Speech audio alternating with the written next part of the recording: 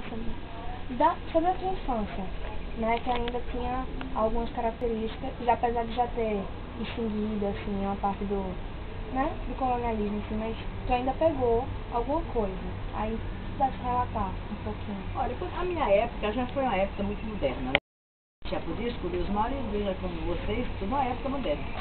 Porque eu nasci em 1949, eu tenho 60 anos já. E então, a gente podia, nós criamos frequentando os engenhos, temos 2 da família, Engenho Tavairé, no município de Itaquitinga e Engenho Urué.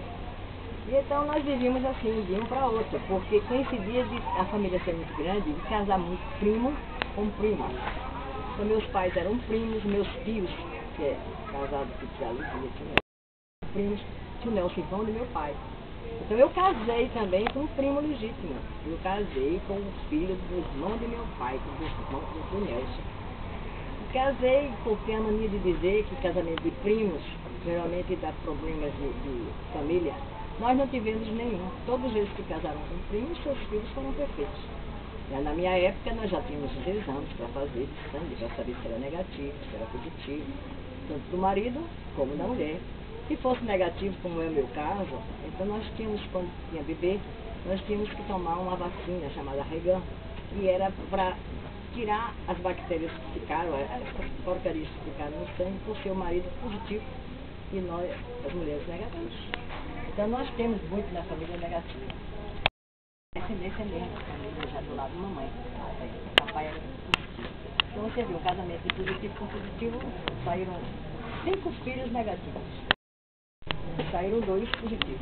O mais velho e o E a infância da gente era uma infância muito boa, porque a gente não tinha o problema de ter assim, assaltos, né? Ladrões, malfeitores.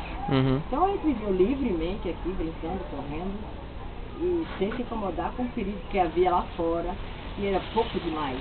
E hoje em dia, você sabe, é um caos. Você tem medo até de sair pra rua, com sabe certeza. se vai voltar ou não, né? Eu tenho também minha residência. Eu que moro lá na cidade, eu tenho sei. Minha residência em Recife, aqui, É? né? Eu moro no Prado, ali. E nós nos acostumamos a ouvir e a ser também escrito pelas pessoas mais antigas as histórias que existiam naquela época.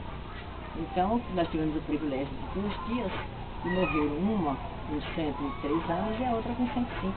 E que passaram alguma coisa, que ouviu também, que elas também não foram da época da escravidão, e que ouviram também ser contado pelas suas mães. Elas moraram aqui? Moraram. E então, daí saiu, justamente a você, a estava contando ali, o conselheiro João Alfredo, na qual foi um dos grandes vértices da Lei Áurea. Foi ele que escreveu a Lei Áurea, porque ele era o primeiro-ministro, para ser assinado pela princesa Isabel.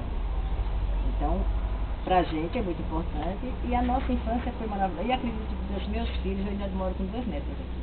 Porque eu tive que vir para cá, para poder assumir a prefeitura e aqui. Então eu tive que trazê-las, porque ficava difícil em Recife, porque elas não queriam ficar com a tia em Recife. E seus filhos moram na cidade? E assim, na sua infância, a relação com as pessoas de fora do engenho, como era? Boa, porque nós aprendemos, desde pequeno, as leis, praticamente, era a gente não maltratar ninguém. Primeiro que não podia ter discriminação racial. Né? Nós, principalmente, não podemos, porque foi daqui que saiu um homem para lutar contra essas ideias. Então, nós nos criamos misturados com os seus empregados de gente, hoje em dia mesmo, as meninas e tudo. A gente tem toda a liberdade para falar, não tem mais aquele negócio de ser o seu pedal, porque você é dono e você machuca. Isso que a gente aprendeu desde pequeno, que a gente tinha que respeitar os outros.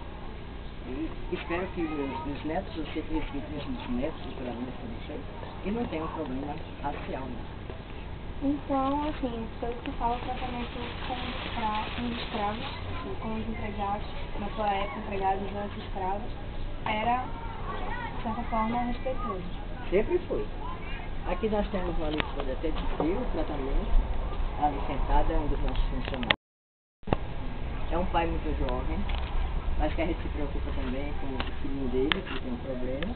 Então a gente procura ajudar aqueles que nos procuram. Queria eu poder ajudar muito mais a eles, entendeu? Muito mais a eles. Mas a gente A gente ajuda de uma maneira assim mais carinhosa, né? Dando apoio, dando carinho, sabendo tratar, sem estupidez, sem nome. Mas isso, nós fomos educados para isso, eu também acho que vocês também foram educados para isso. E não maltratar ninguém. Nem bicho se maltrata, né? Com Nós certeza. temos essa ideia que nem bicho se maltrata. Então nós temos aqui muito gato, muito cachorro, aí nós temos todos os animais do habitat, cobra, caranguejeira, tudo isso, mas elas são devolvidas para o habitat delas. Sapos, que quando chove, está para chover, começa aqueles mosquitos, isso aqui enche o sapo. Não se mata, não se bate. Então quando tem muita coisa, possivelmente que nós vamos receber uma visita, ele volta no saco, junta e leva para a lagoa, para o lugar onde ele veio. Entendeu? Então a gente não respeita só o ser humano, mas também os animais.